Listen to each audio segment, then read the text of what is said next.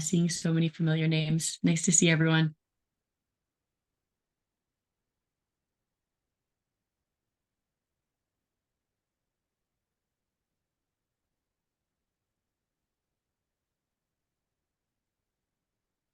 We're going to get started in just a minute. We're going to wait for everyone to file in.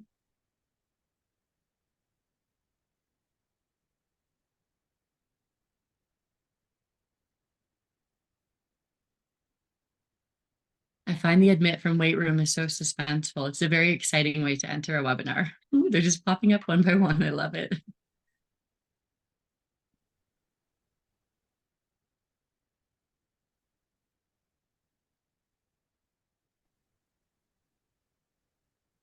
Well, I think we can jump in and folks will join as they can. I want to welcome you. We're going to get started and I'll let you know that we're recording today's session. If you don't already know, we do commonly record webinars and we like to put them on our YouTube channel, which has lots of great content. It's got other past webinars. It's also got some really great short films. So if you ever want to make a point of clicking over there, there's some great stuff to see. We have a great group of presenters today. I'm going to let each of them introduce themselves as the time comes, but I can introduce myself now. My name is Amy Ford. I'm joining you from Southwestern Ontario. It's Anishinaabe, Haudenosaunee, Lenape, and Attawandaron land. I am Nourish's Climate Program Manager. So I lead an action learning program that's called Planetary Health Menus.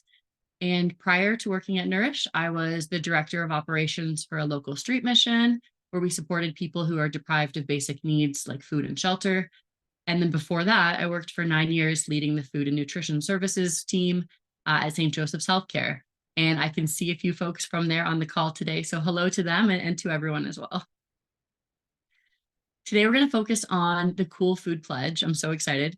We're going to get into some specifics about it, the data submission process, what you can actually expect from the calculator. And if all goes to plan, we're going to have time for questions at the end. So save them for then. But with that, I'm going to hand it over to Robin to provide a little bit of context about Nourish and just get us situated in this complex system that we're navigating. Perfect. Thanks, Amy.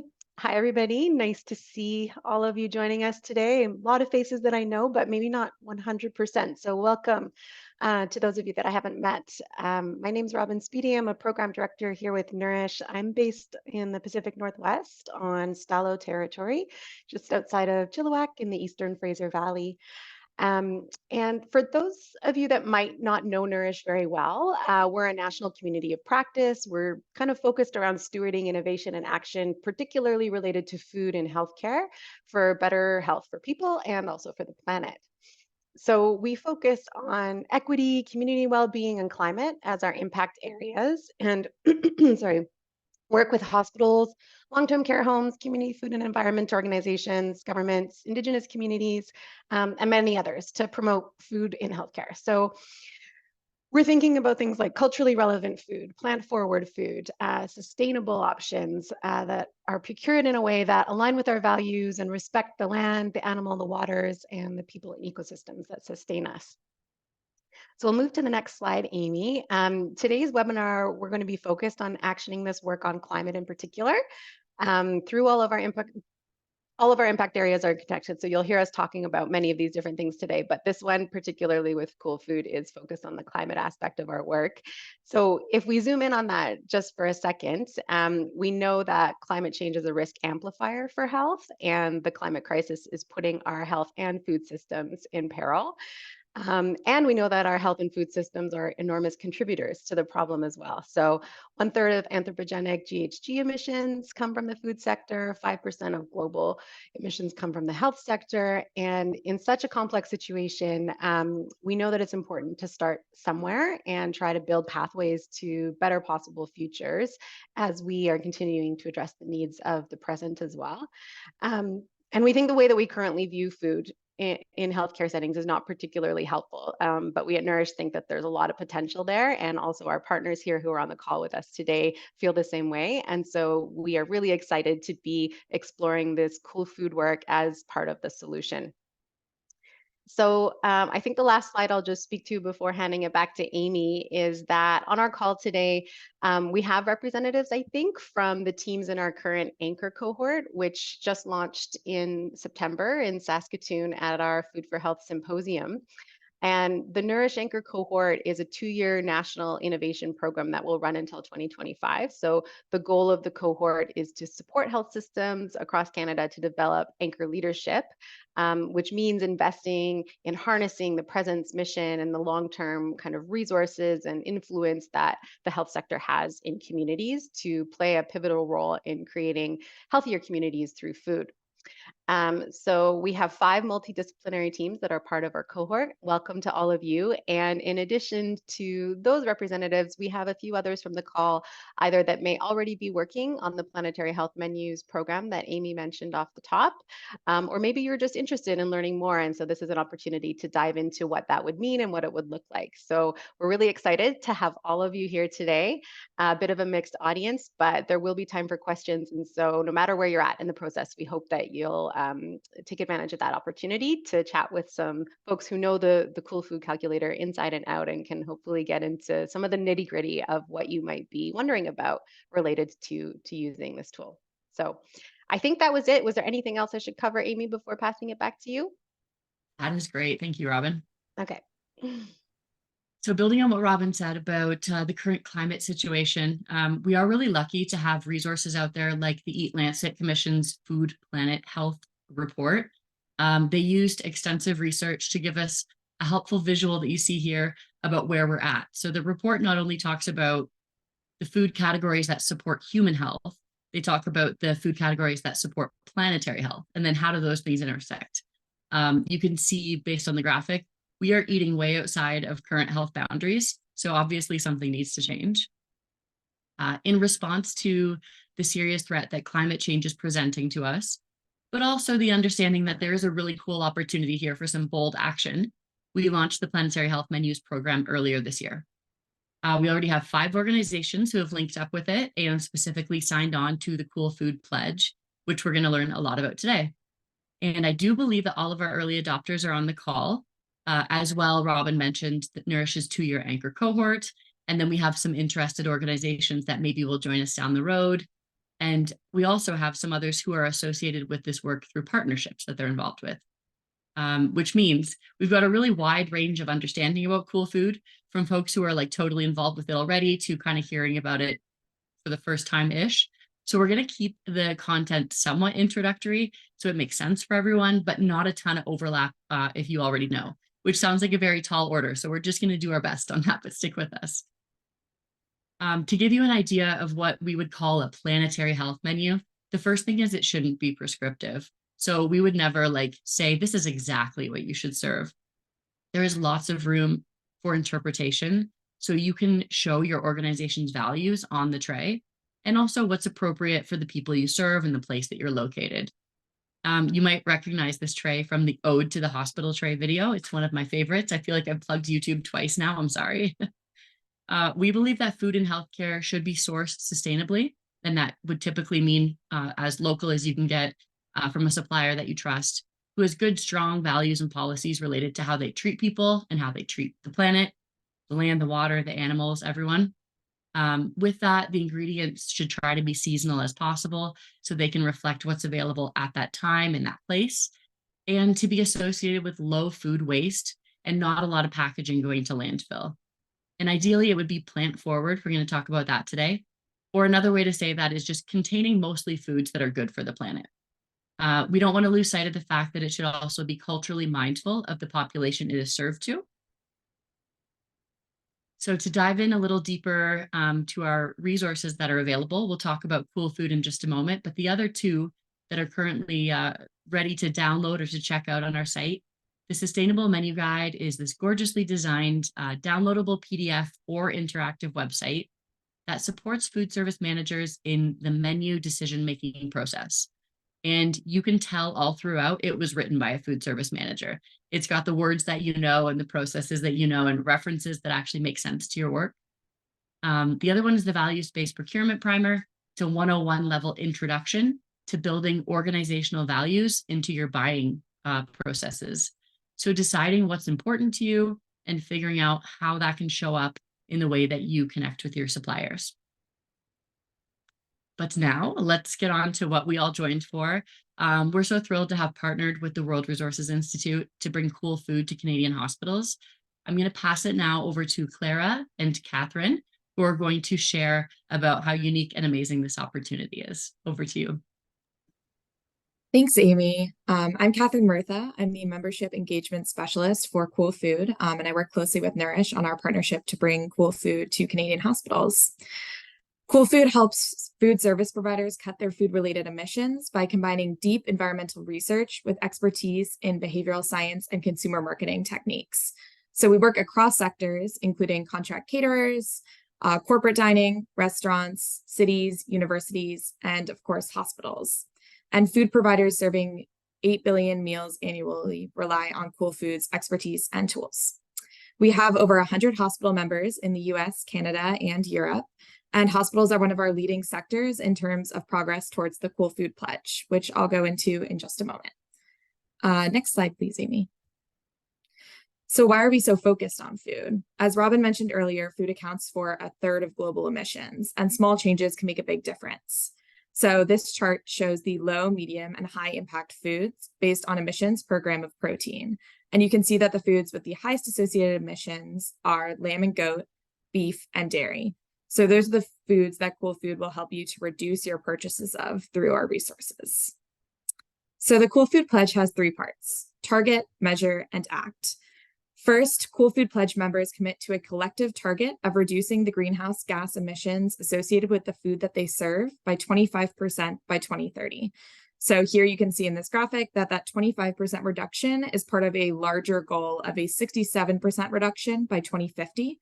And that's in line with the Paris Climate Agreement. Then we measure. Every year, our members send us their food procurement by weight, and our data analyst, Clara, who we'll talk in just a moment, sends them an individual report with sectoral and regional benchmarking. So I'll hand it over to Clara to talk to you about Cool Food's robust methodology. Thank you, Catherine. Hi, everybody. My name is Clara Cho, and I am the data analyst for Cool Food. So I do all the data analysis for our members, and I started doing analysis for those of you on the call who have submitted your data already for Cool Food. I'm just going to provide a brief overview of Cool Food's methodology. So we use our Cool Food Pledge calculator, and in that calculator, we have emission factors from 2 global peer-reviewed databases.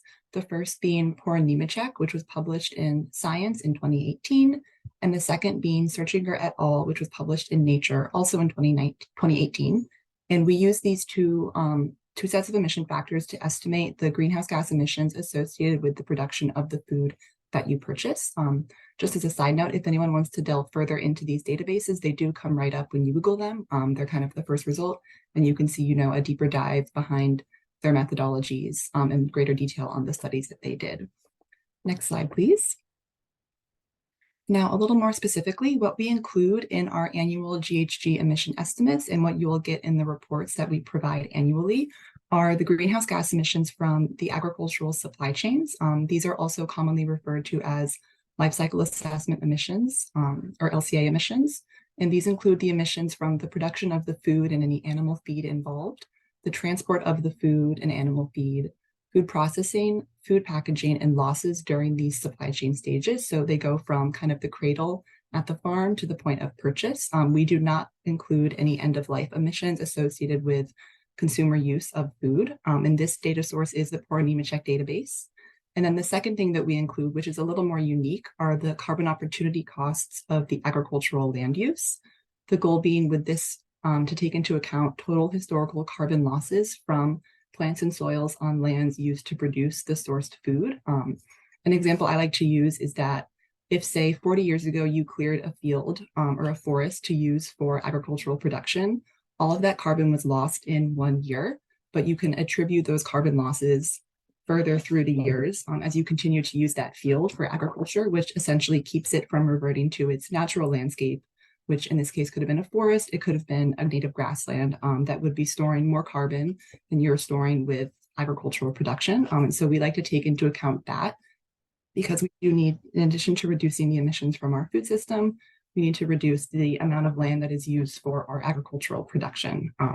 So we like to include both of these estimates together, which we think speaks to the total carbon cost of food that you purchase. I'm now going to hand it back to Catherine to talk a little bit more about Coolfood and what we have to offer. Great, thanks. So Claire's just explained the how of Coolfood's methodology, but now we'll go through the why of Coolfood membership and what that looks like. As a Coolfood Pledge member, all of the data you submit is turned into a ready-to-share, actionable annual climate impact report. So that's what you see here in front of you.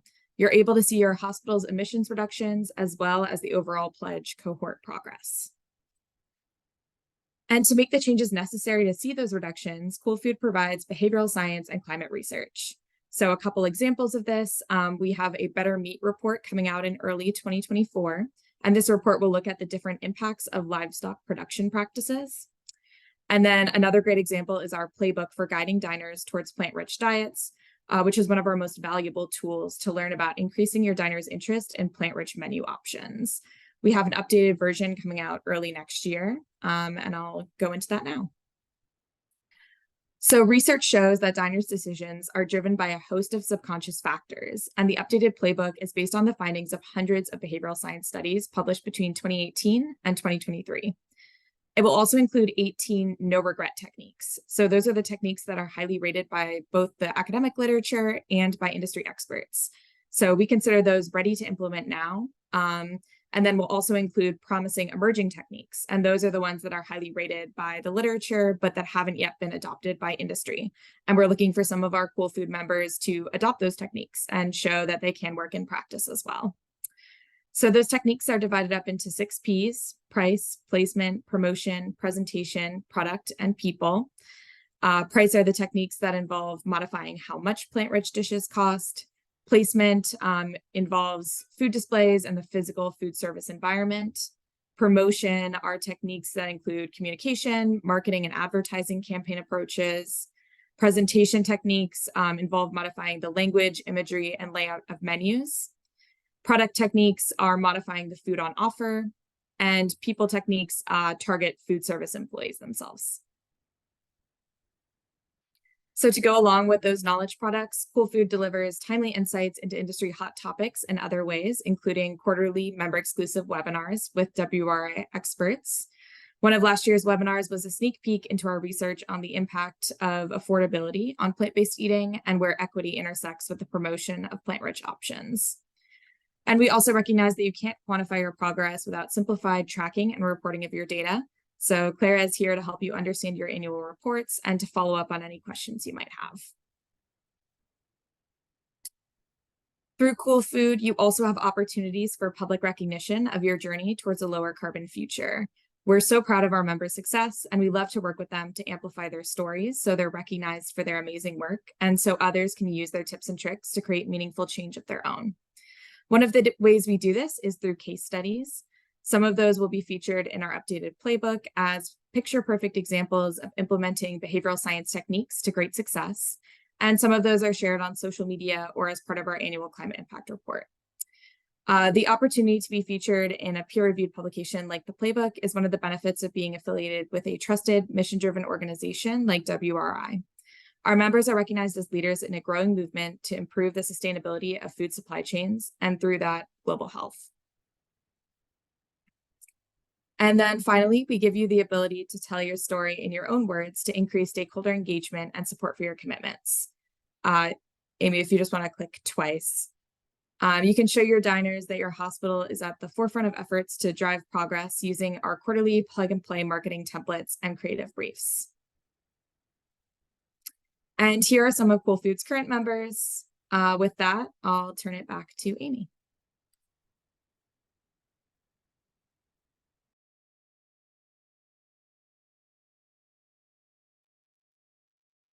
I'm going to jump in here, if that's okay, Amy.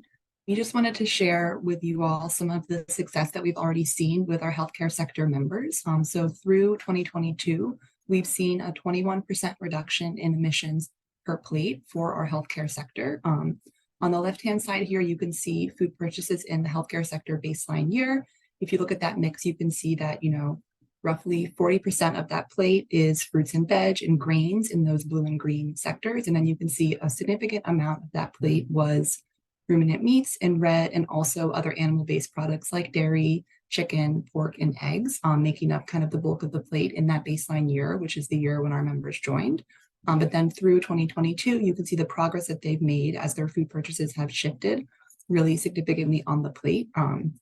We've seen a big increase in fruits and vegetables and grains and other plant-based proteins, making up now 50% of that plate. And you can see kind of accordingly that reduction in animal-based foods, and in particular ruminant meats, which has really driven that reduction in their per plate emissions, indicating that overall our healthcare sector members are serving plates of food that are significantly less greenhouse gas intensive than they were when they joined Coolfood, which we think is really reflective of the progress that can be made. And it's been really great to see the healthcare sector driving a lot of that progress. Next slide, please, Amy. And so I'm now going to talk a little bit more about the data collection and submission process for Coolfood. I know some of you have gone through it already. Some of you are going to be going through it soon. We ask for data collection that you submit your data in our Coolfood food purchase tracking sheet, which should be provided to you. We only accept food purchase data in weight format. That can be kilograms, pounds, gallons, liters, etc. We don't take any data in spend format, and we ask that you input it into the sheet that we provide, so then we can analyze it and run it through our data processes and input it into the Coolfood Calculator in order to get your complete data analysis. Next slide, please. And then we also only offer emission factors for roughly 60 food categories. So there does need to be some categorization of food items before you can complete your data submission. I've included some examples here of items that, there's a lot of things that fall kind of under their purview. So for example, yogurt, this encompasses yogurt drinks, different types of yogurt, flavored yogurt. And then on the other hand, looking at grains, in the category corn and maize, we're looking at including things like corn tortillas, corn flakes that are cereal, regular corn products, popcorn, etc. Recognizing that there are a lot of products that include corn, etc. But we only have one emission factor for corn. And so you kind of need to roll up your data and categorize it accordingly, which, can be a bit of an intensive process, but we do provide a categorization guide that can help you make some of those choices as you go through your food items. Next slide, please, Amy. And lastly, I wanted to talk through some frequently asked questions. These are questions that I get from a lot of our new members who are going through the data collection process for the first time and just sorting through it. So first and foremost, the question of what period should my data be for? We look for a full year of data, so a 12-month period, but that can be your calendar year, January to December, or if you have a fiscal year, that could be slightly different. For some members have a June to July fiscal year, for example, and you can follow that. We just ask that once you've chosen a 12-month period for your data submission, you use that same 12-month period every year. So if you're going to submit on your fiscal year, you should do that same fiscal year period every year. Or if you're going to be submitting on the calendar year, January to December, you should be staying consistent, so we don't have any overlap or shifts that would make it harder to compare your years of data to each other. The format the data should be in, I touched on this briefly. We only take data in food weight, submitted in our Coolfood Pledge food purchase submission sheet. Once you've categorized it into those WRI Coolfood categories. I know some members only have their data on their food spend. We do ask that you convert it to weight before submitting to us. Some of our members they kind of Google and look up average cost per pound or cost per kilogram of food products to do those conversions. We know this is an estimate, but this has been kind of the best method that we've seen so far to get from food spend to food weight if you have to do that. Another question we get are, how do I categorize food items that fall outside the WRI categories? The Coolfood Categorization Guide does provide a pretty long list of items, kind of the most common questions that we've seen from members as they work to categorize their food. And so we would recommend you look at that. And then, I'm always happy to take questions when, considering food categorization questions for items that might be more tricky. As you work through it more, people tend to get a better sense of what items should fall where. And especially items that might be mixed and have a lot of ingredients, we recommend looking at those primary ingredients first.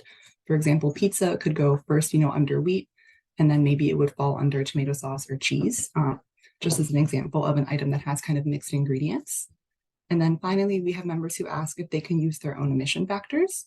So we do have our set of emission factors in the calculator, but we do work with members if you have data that follows the data quality indicators laid out in our technical note to create your own emission factors. So for example, if you know that you source chicken from a very specific spot in a very specific production method that you have data for, we could work with you to substitute in your own poultry or chicken emission factor in the calculator for that specific product.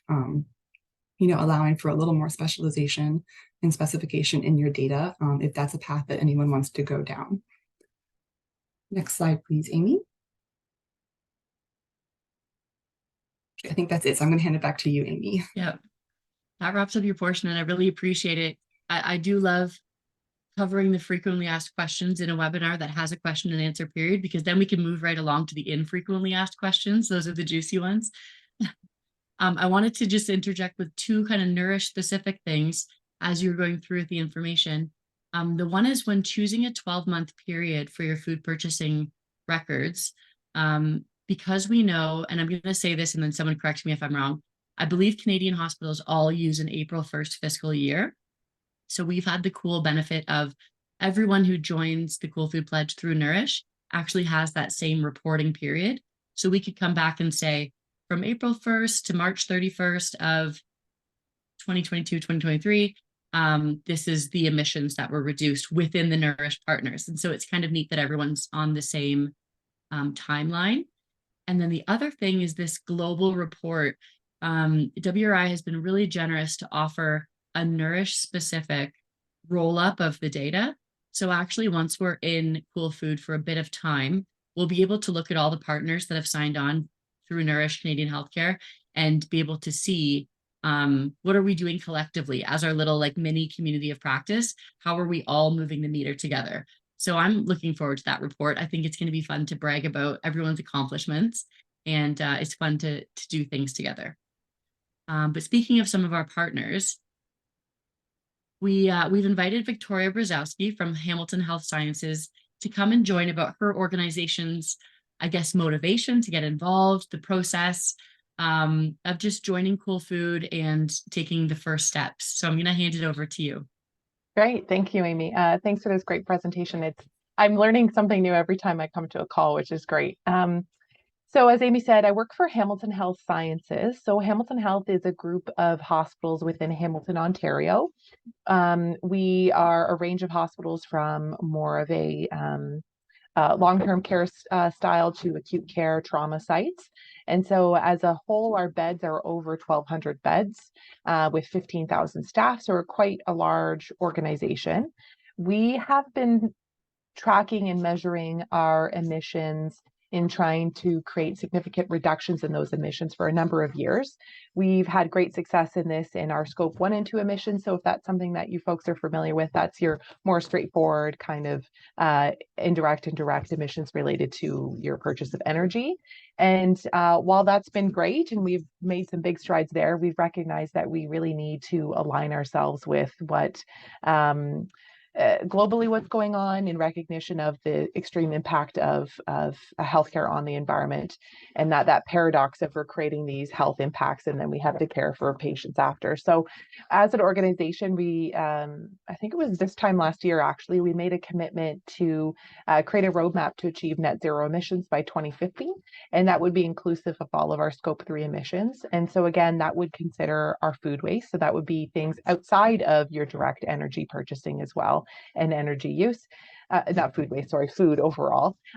So part of our interest in this program is really about, first and foremost, how can we reduce the total emissions related to our food, but also how can we nourish our patients better? Because wrapped up in this is the bigger conversation ongoing at HHS about, how can we get patients to eat the food that we bring them? We know that there's a lot of food waste just because the food patients aren't interested in eating the food that we have. And so this is part of like a much bigger nebulous project around our patient menus as well. And we're hoping to use the information that we're getting from this Cool Food project to as like a inciting factor to help push some of that change to say, there's this patient reality, there's this environmental reality, there's all of these other realities we have to do, we have to address, like, let's go and do something a little bit better, much better than what we're doing right now, because it's not working. So that's kind of the background for why we got involved in it. It's really just about, how can we do better? How can we use this as a tool? And how can we use this as a tool to understand our own food purchasing choices as well?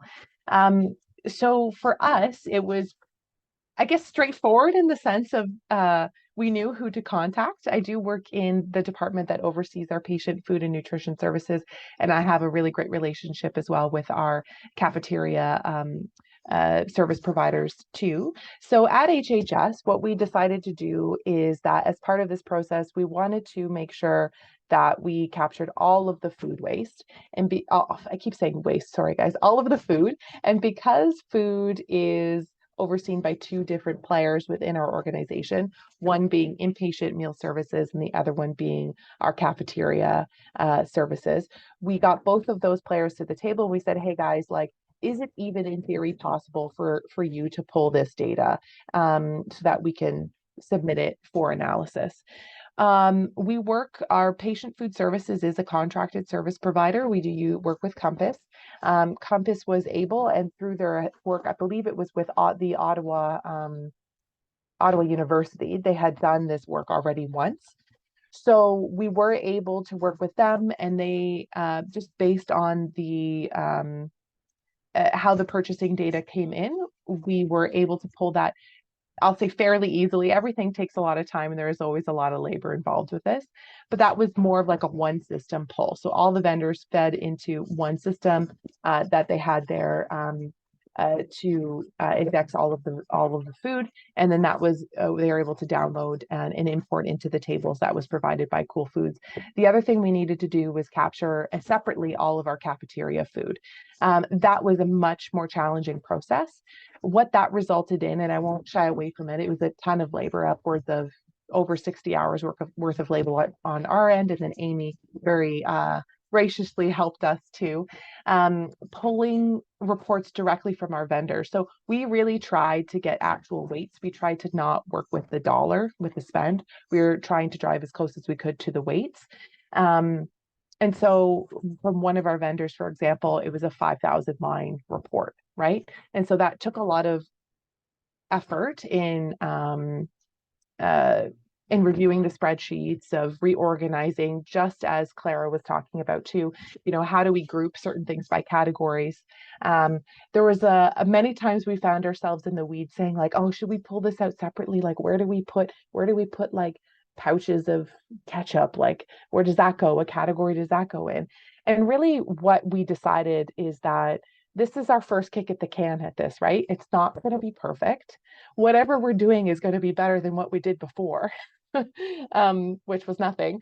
So what we did is we said, you know what, if it's taking us an enormous amount of effort, and we know it's just actually a small amount of kilograms overall, let's just group that thing. Let's make our lives easier and take that kind of like KISS method, like let's just keep it simple, right? And really streamline the process as much as we can. So categories were kind of obvious, like we grouped all cereals, we grouped all of that sort of stuff, so we weren't really getting into the weeds too much. And because again, what we're aiming for is that sort of benchmark, like what's our benchmark, what's the data, and then what are we going to do with this data? Really, the power of this data is to give us that those numbers to say, oh, okay, clearly we need to make some changes to our dairy category, or clearly we need to make changes to this category, right? We could do that from that high level bird's eye view. And then as we progress, as we move forward through this project, start to get into that more granularity as we get more complicated and as we get more aggressive in targeting and getting to those more aggressive targets, for example, net zero 2050, which would be, is we all know, going to be incredibly challenging to get to, but that is the dream. So in terms of the folks who did the work, I was kind of coordinating the project, and I didn't have line of sight on the data itself. So at my level, it was a lot of just coordinating, of helping sort some data as best as I could, where I know the folks that I was working with didn't have the capacity. And some of those challenges were mostly when we were pulling direct from the vendor reports, and then just basically doing some of those Excel spreadsheet sorting. It's really as basic as that, right? It's time consuming, but it's as basic as that. And so it was portioned between those two groups there. We also chose, because we are a multi-site organization and we do already track and measure our emissions for scope 1 and 2 on a site-by-site basis, we chose as well to submit as a hospital site rather than submitting as an organization. And this was just our own foresight in knowing that we have this goal for net zero emissions. How are we going to want to use this data as we move forward? And how is it going to be the most valuable for us?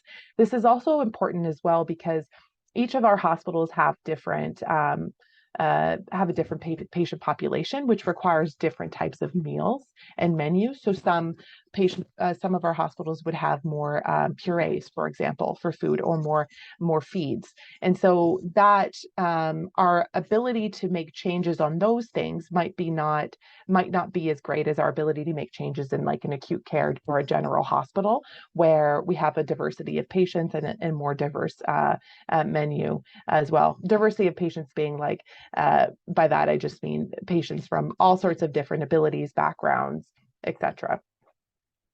And so that was a really important decision for us to make, and we were able to do that with Amy and Clara's help too, and support, to make sure that we could separate that out on a site-by-site basis.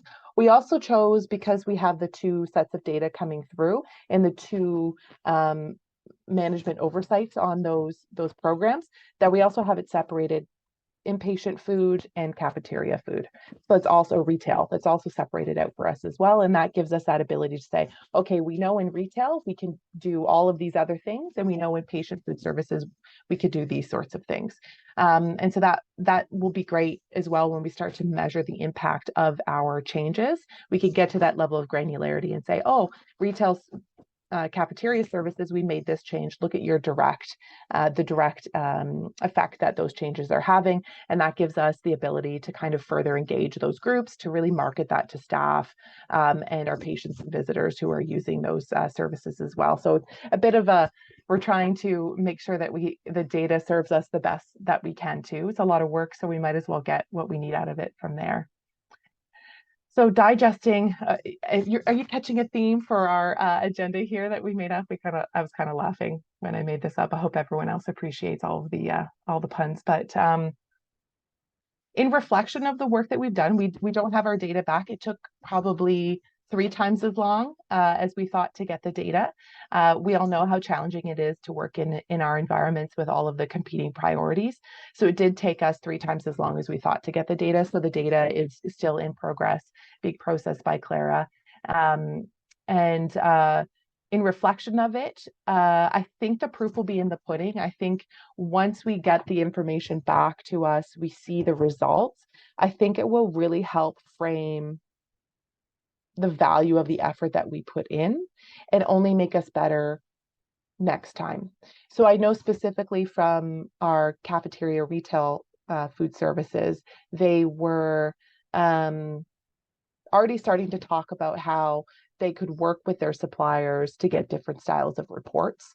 And so that is something that through this process, you might end up developing or having different conversations with your suppliers too. You might say, we're used to getting the report for this, but now actually, can you pull the report in this way? Or can you sort it for us in this way? And then that will, in the long run, keep some of that work effort off of you and put it onto the supplier to do that. As soon as the supplier gets used to those requests, they typically become automated, and that might ease the process a little bit as well as we move forward. And then also just create a deeper understanding of why we would, for example, choose to not focus on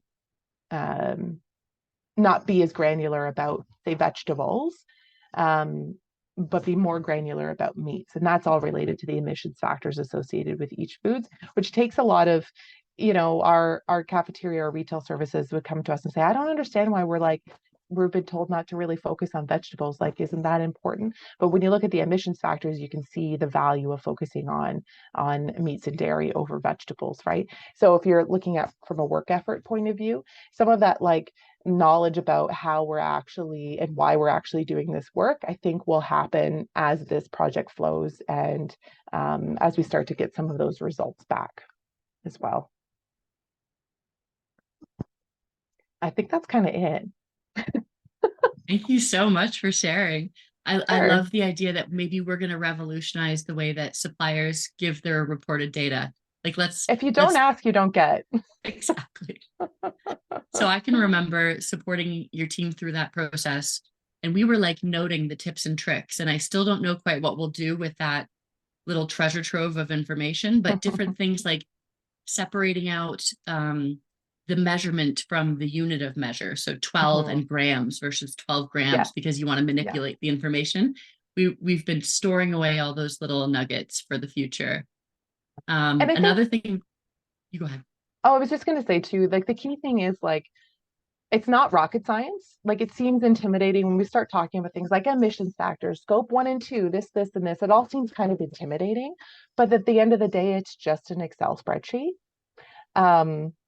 So and I think in that work for doing that, that might not be the content expertise you have as a nutrition services manager, but you might have a business manager within your department that is a whiz at Excel and can whip these things up fast, right? So I think that's the other thing too, is like understanding that it is just kind of simple numbers, and that the resources that Nourish and Coolfood have to apply that expertise through their calculator gets you those calculations at the end. All you need to do is get them that clean data, which is again hard, but it is not, you don't need to be a whiz in climate science to do this work, which I think is really important.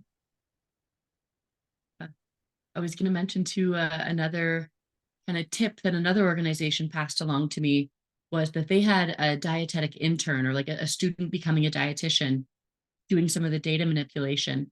And they were called through the process that this student wouldn't work there forever. In fact, it's just a 1-year placement. And so the person manipulating the data next year will be someone else. And so they kept a bit of a log of the assumptions that she made through the process. So I'm not going to spend a lot of time on black pepper. I don't think that's going to have a big climate impact. Or when I go to categorize a soy-based nutrition feed, I'm going to put that one as the same as soy milk. And just different little things that you have to do as you're going through the process. So neat that she was able to mark that down so the future people can use it and make the same assumptions to make the data make sense. That's just generally a pretty good tip too, is once you go through the work yourself once, you can see how it could be handed off to someone like a intern to do that work moving forward. Like once you're familiar with what the work effort actually entails too, like how you can package that off. Mm-hmm. And what a great project for them to learn a lot about your organization really quickly. Every single item that you purchase. So I think we're going to move along to just some next steps. For the folks who are already part of Coolfood, I hope today's been helpful as you are collecting your data for submission, or for the lucky ones like Victoria who are done the process and they're just waiting for the climate impact report to come in. If you haven't joined the Coolfood Pledge, but you also are not part of Nourish's anchor cohort, I would love if you'd connect with me directly. We could set up time to chat. We would happily welcome you into our little community of Canadian hospitals who are reducing their climate impact. And if you are part of Nourish's anchor cohort, I'm actually going to pass it over to Robin for some next steps there. Yeah, so I think for those of you in the cohort, some of you are already on with planetary health menus and doing this. If you're one of the teams that have not signed on to planetary health menus yet, I'm glad you were able to join today so that you can get a feel more for what this is about. So being part of the cohort unlocks your access to this calculator and this work.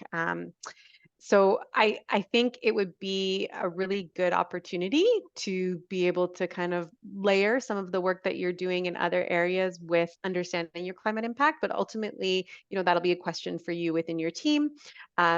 But connect with Amy, and I will be in touch to follow up with what the next step looks like. And for our data submission around the baseline work, we would be looking for that by late January. So we put January 19th. So that's kind of the first data submission point for the cohort that all of you already know about. And we're going to focus on Coolfood for that. So Amy and I will be in touch to provide the tool and then also certainly available to answer questions and talk it through with you. So with that, we do have 15 minutes, don't need to use all of them, but we're just open to questions For anyone who's spoken today, if you have questions for Nourish, for WRI, or for Victoria and her experience, do raise a hand or come off mute, and we're happy to answer.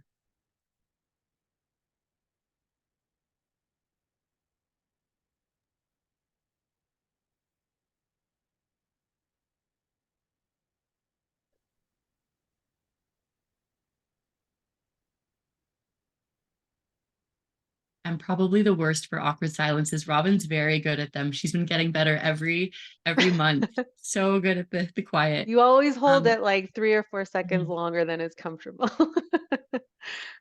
But really just encouraging folks to speak up no matter what part of the process you're at. So this is a bit of open time. If you're knee deep in entering your data and you want to ask Clara something or Victoria how she worked through something, please do.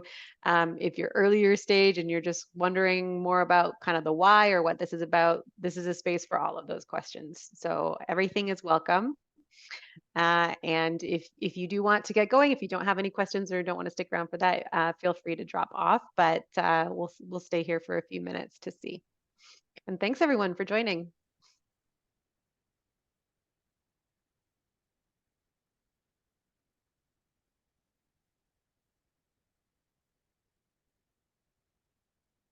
Maybe if we close the slide deck, Amy, we'll be able to see if anyone's putting their hand up or coming off with their video so we can see their faces.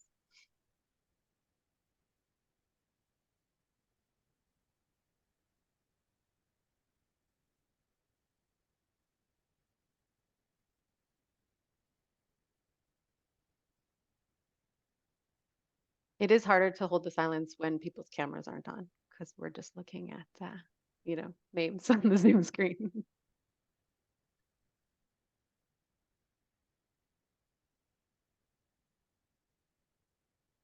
I guess in addition to those frequently asked questions that were shared earlier, are there any less frequently asked ones that have come up that might be worth sharing here in this space? Kind of maybe for you, Catherine and Clara. In terms of hospitals, I know we've had questions about supplements before. Clara, do you want to go into that? Yeah, thanks, Catherine. We generally categorize supplements, assuming they're dairy-based in kind of the corresponding dairy category. So I think Victoria, maybe you or Amy had mentioned like soy-based supplements would go in soy milk, for example. If they're like a water-based supplement, whatever that main ingredient might be, if it's not dairy, you can look for that. And then just as a side note, we don't include water or soda in our food purchasing right now. Since soda is mostly water and has kind of a very low impact, and water from a emissions perspective has also almost no impact.